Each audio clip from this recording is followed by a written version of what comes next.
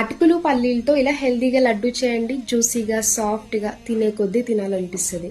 ముందుగా stove on చేసి pan పెట్టుకొని 1 కప్పు పల్లీలు వేసుకున్నాక పచ్చివాసన పోయే వరకు ఫ్రై చేసి పక్కకు తీసుకోండి.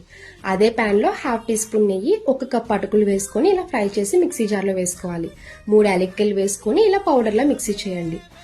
ఫ్రై చేసుకున్న పల్లీలు కూడా వేసుకొని ఇలా మిక్సీ చేసి ప్లేట్లోకి తీసుకోవాలి. ఇప్పుడు ఒక పక్క స్టవ్ ఆన్ చేసి బౌల్ పెట్టుకొని 1.5 కప్పు బెల్లం వేసుకోండి. అదే కప్తో 1 కప్పు వాటర్ వేసుకొని ఈ బెల్లాన్ని కరిగించుకోవాలి. బెల్లం ఎలాంటి పాకంతో పని లేదండి, జస్ట్ కరిగితే సరిపోద్ది. ఇప్పుడు అదే ప్యాన్లో ఇలా డ్రై ఫ్రూట్స్ ఫ్రై చేసుకున్నాక 2 స్పూన్లు ఎండు కొబ్బరి వేసుకొని ఒకసారి ఫ్రై చేయండి. కరిగించుకున్న బెల్లం వాటర్ని ఇలా వడకేసుకోవాలి. ఇప్పుడు మిక్సీ చేసుకున్న పల్లీ పొడి, అటుకుల పొడి వేసుకొని మొత్తం కలిసేలా కలపండి. ఇలా కలుపుతూ ఉన్నప్పుడు ప్యాన్కి స్టిక్ అవ్వకుండా ఇలా దగ్గరికి ముద్ద అయిపోద్ది. ఇప్పుడు స్టవ్ ఆఫ్ చేసుకొని కొంచెం చల్లారాక ఇలా ఉండల్లా చేసుకోవాలి. నచ్చితే లైక్ చేసి ఫాలో చేయండి.